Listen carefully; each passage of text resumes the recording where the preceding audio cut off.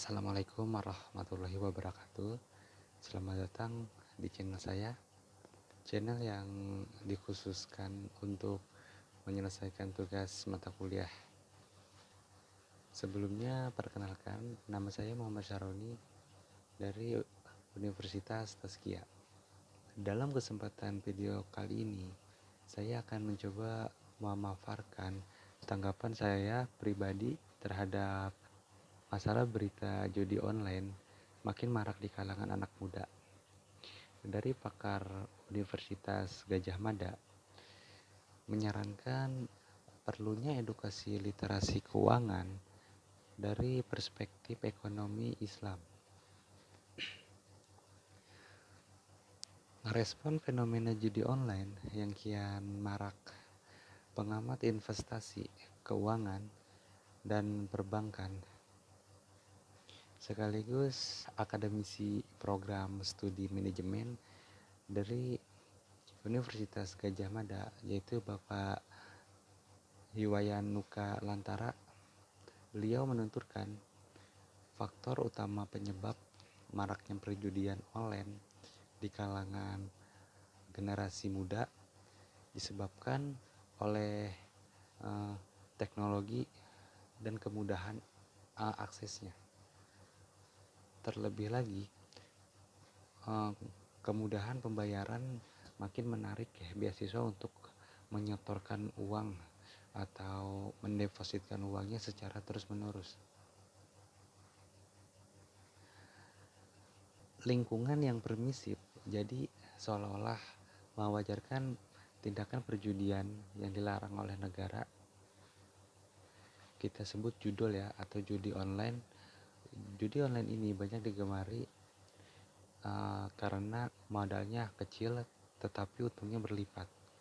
Pusat Pelaporan Analisis Transaksi Keuangan atau PPATK mencatat jumlah transaksi judi online ini mencapai sebesar 327 triliun pada akhir tahun 2023.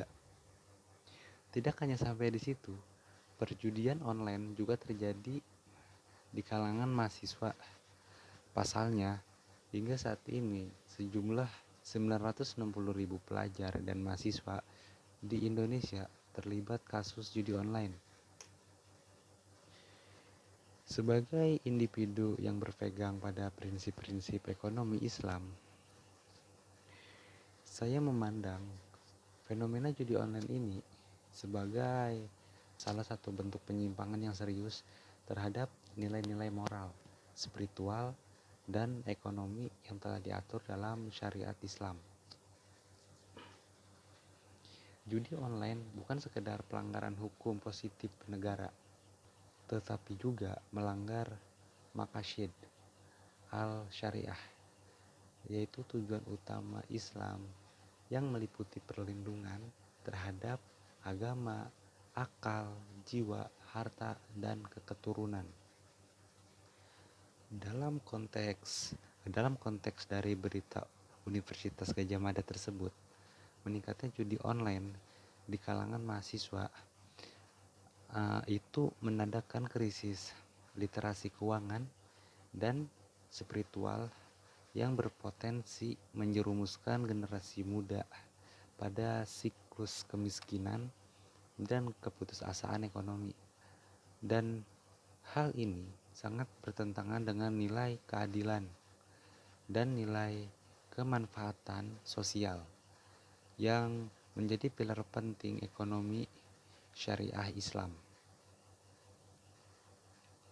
Dan pada argumen pribadi berdasarkan prinsip ekonomi Islam, yang pertama, larangan maisir dan riba.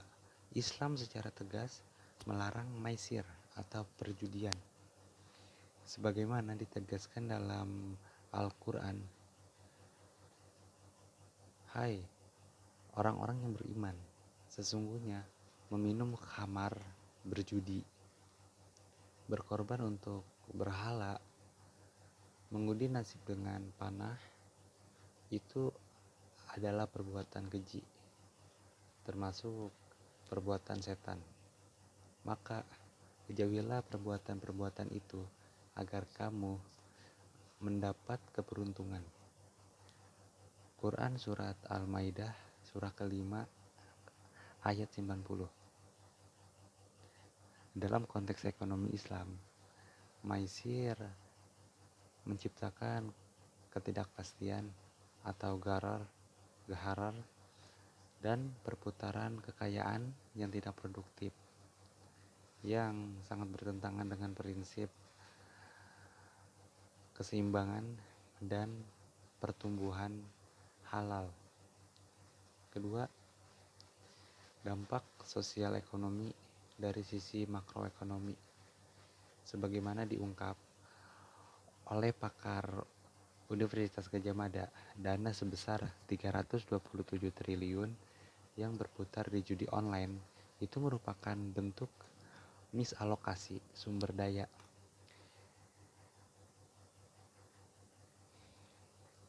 Dalam pandangan Islam, harta itu seharusnya berfungsi sebagai amanah untuk menciptakan kemaslahatan, bukan diputar dalam kegiatan spekulatif yang hanya menguntungkan segelintir pihak. Menurut Capra, pada tahun 1992, dalam Islam and the Economic Challenge, kegiatan ekonomi yang tidak memiliki nilai tambah sosial seperti perjudian menyebabkan ekonomi distortion